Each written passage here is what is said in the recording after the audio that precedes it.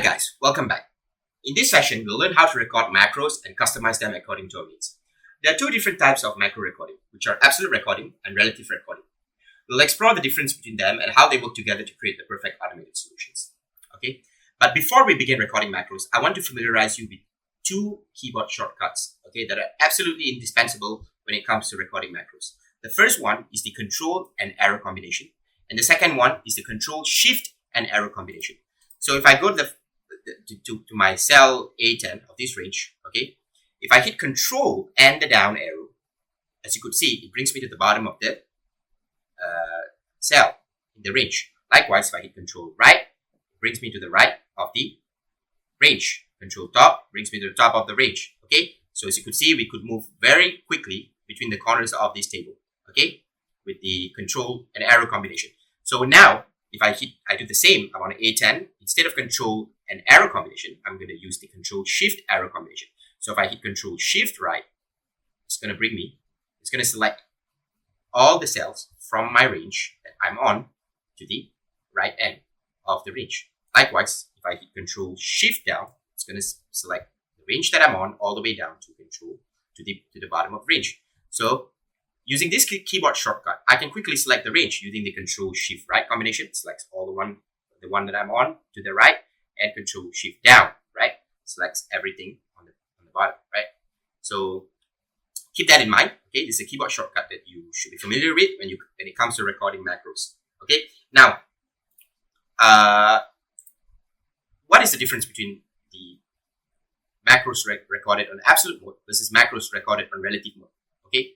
And how do we enable relative macro recording on Excel? Well, this is the answer, right? This button here, when this button is turned on, the macro is recorded on relative mode.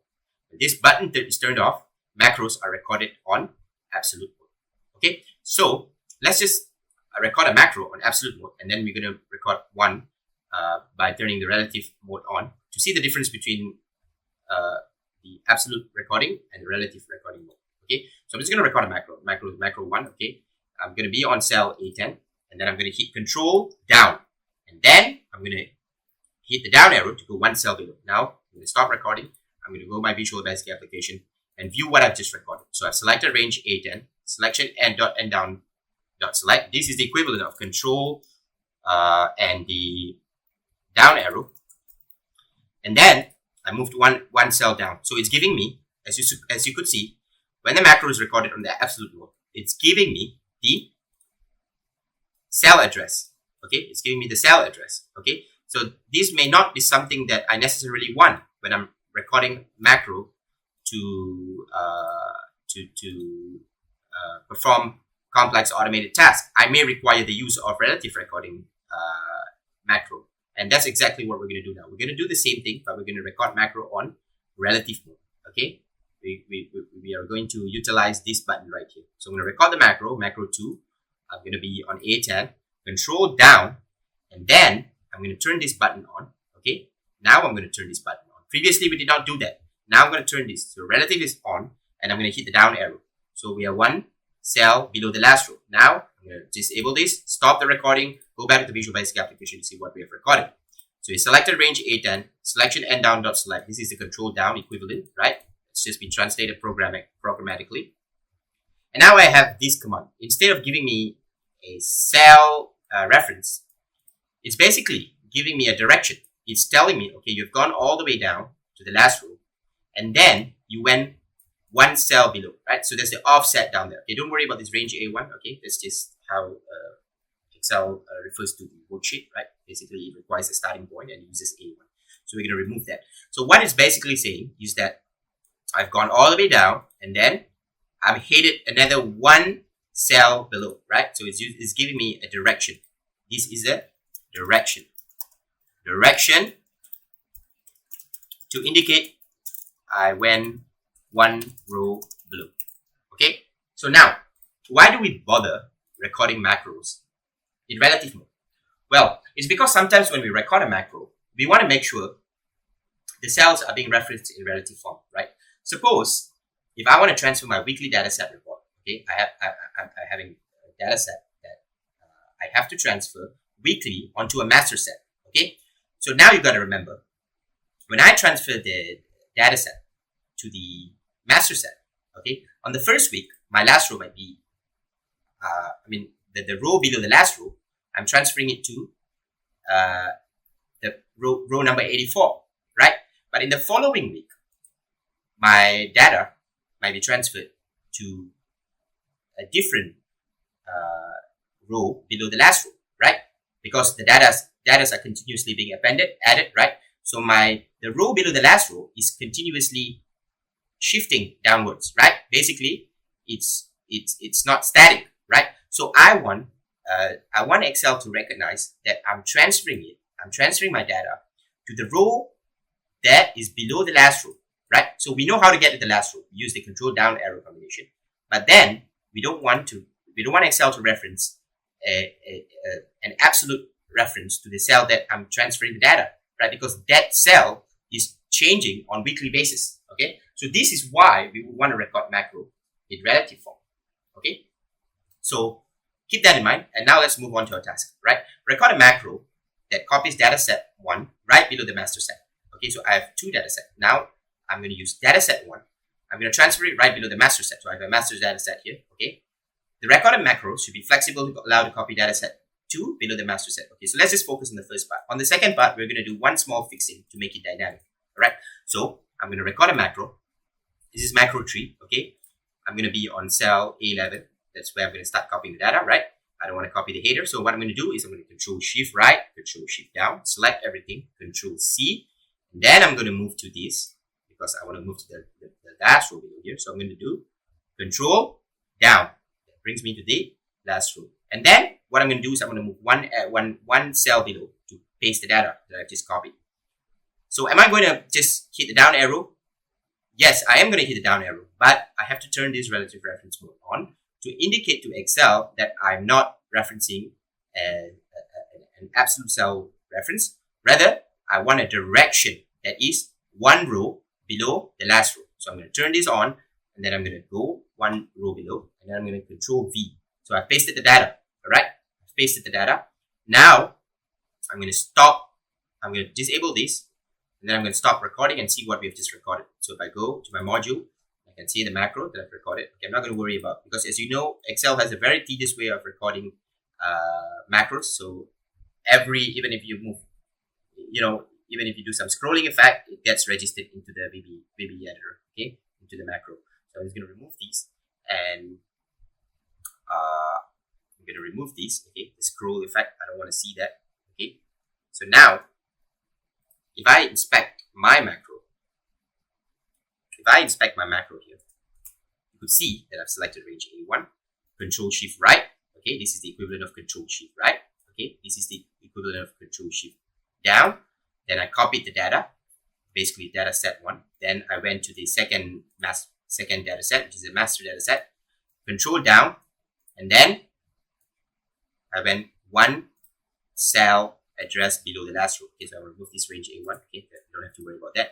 And then I pasted the data. Okay, so that's a macro that I've recorded. Okay, that's the macro that I've recorded. Now you can see that when you paste the data, you have this copy mode paste, right? So you could actually write a macro to disable the cut copy mode paste, cut copy paste mode, right? I think it's something like application.cut copy mode. Never mind, I'll record a macro and we'll see what is it. All right, so I'm just going to Control D and test the macro now. I'm going to go on to this range, and then I'm going to this cell on this range, and then I'm going to run the macro 3, right? That was the macro recorded. I run it, and you can see data have been populated onto it. Okay, so now if I go back, I can see that, well, data has been populated accordingly. So now we move to the second section of the task, right? Which is the recorded macro should be flexible to allow to copy data set to below the master set. Now, if I go onto this data and I try to run the macro that I've just recorded, you see it's returning me the data set of data set A1, data set 1, right? Now I don't want that. I want to have this data set transferred, and I want Excel to recognize that I'm referring to this data set. So if you go to this macro that we have recorded, you can see that it's basically referencing range A1.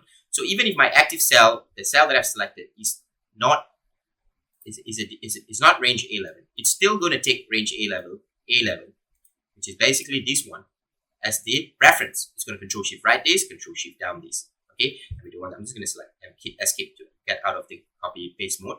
So what I'm going to do is I'm going to do one small fixing. Basically, I'm going to say active cell dot select. So now what Excel is going to do is it's not going to take the reference as A11. It's going to rather take the reference from the active cell. So if I go, if I run the macro again, okay, where we have just changed one line of code, I run it, you could see that now it's taking this data set. Okay, now I don't want to see this copy paste mode, so I'm just going to record a macro to see how we disable it, right? So I'm just going to record a macro 4, and then I'm just going to hit Control D to deselect. And then I'm going to stop the recording. I'm going to go to my Visual Basic application, see what I recorded. So this is the command, the code line to get out of the cut copy mode selection. So I'm going to Control C this, and then I'm just going to paste this, right? Paste this below the macro. Okay.